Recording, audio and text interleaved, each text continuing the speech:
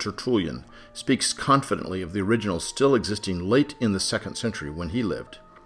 His reliability has been discredited.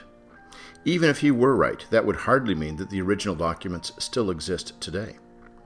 As exciting as it would be to have the original documents still with us, it is highly doubtful that they are still in one piece. The likelihood of their existence is about as probable as the likelihood of me winning the Texas lottery without even buying a ticket. But let's assume, for sake of argument, that they still could exist. If they were discovered, would scholars even know it? After all, there would be no statement on the manuscript saying, "This is the real McCoy. This is the actual original letter of Paul to the Romans." So how do we know if a manuscript was an original? And could any of today's known manuscripts be an original? There are 3 or 4 signs that we should look for in determining originality. First, the manuscript would only contain a single book of the New Testament and not multiple books. Each book was written and sent to a particular audience for a particular occasion. If someone claimed that a manuscript was an original autograph, but it contained the 4 Gospels or a couple of Paul's letters, this evidence would immediately discount it. There are very, very few known manuscripts of the New Testament, including fragments, that seem to have been originally just one book. And if we look at those, they do not measure up to the other tests of an original manuscript. Second, we would expect the originals to be written on rolls or scrolls rather than on a codex.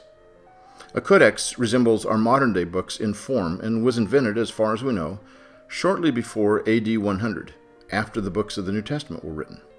The only book that comes close to being written that late is Revelation, and it refers to the use of scrolls within its text. All of our existing manuscripts, except for 3 or 4, were originally written on a codex. Those that are written on a scroll were written on the backside of some other document, meaning that the scroll was intended for something other than the New Testament, since scrolls were normally only written on one side. Thus, already we have eliminated all contenders without having to go further. Third, an original manuscript would have to be dated to the 1st century based on the science of paleography, which principally uses handwriting analysis to date manuscripts. Some manuscripts give their dates of writing, which then becomes something of a sort of a template for how handwriting at that time in history was done. Although this may seem completely objective, it isn't. Consider the Declaration of Independence or the Constitution. Anyone who has seen these documents knows that they were not produced in the 20th century because no one wrote that way then. Biblical manuscripts provide a variety of clues about the date of a manuscript.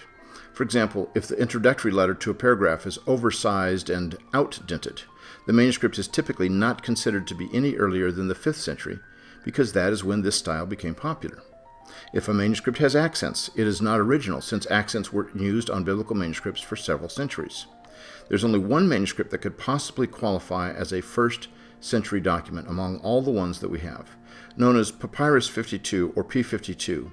It is a small fragment from John's Gospel, containing John chapter 18, verses 31 through 33 on one side, and John 18, 37 through 38 on the other.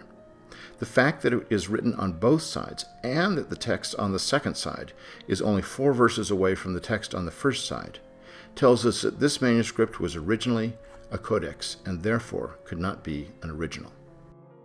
Fourth, if the manuscript is a letter written by Paul, we should expect to see handwriting by 2 different people.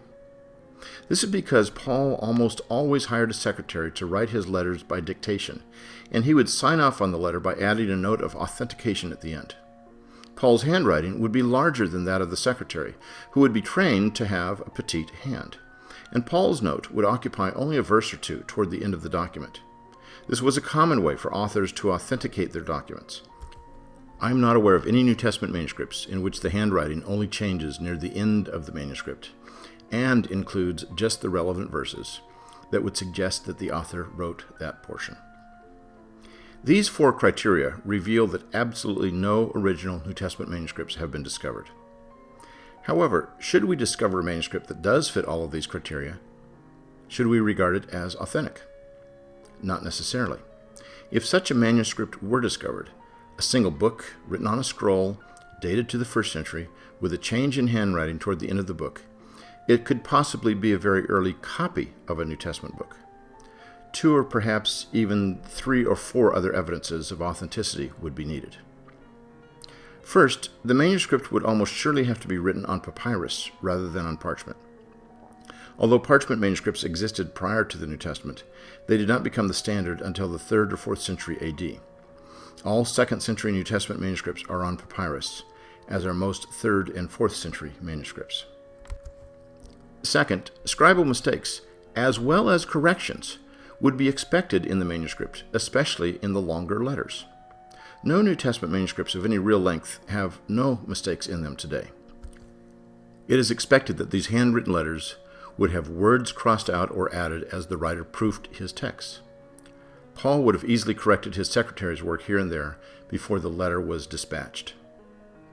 Third, a lack of nomina sacra might be expected in the original manuscripts.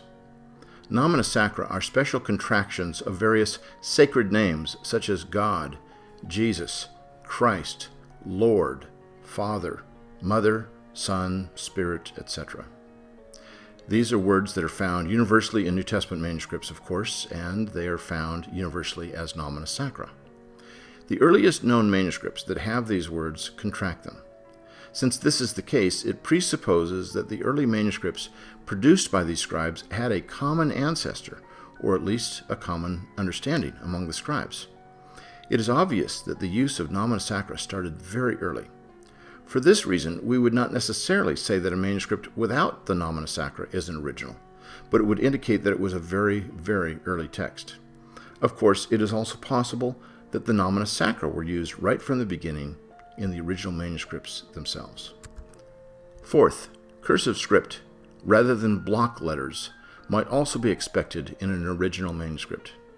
Despite the fact that the earliest known cursive manuscripts of the New Testament are from the 9th century and all manuscripts from the first 8 centuries are in capital letters, cursive script in the originals makes sense. Cursive script was not invented in the 9th century, but was frequently used in New Testament times in letters written by superiors to inferiors or relatives to one another. For this reason, it seems logical that at least some of the original New Testament letters would have been written in cursive script.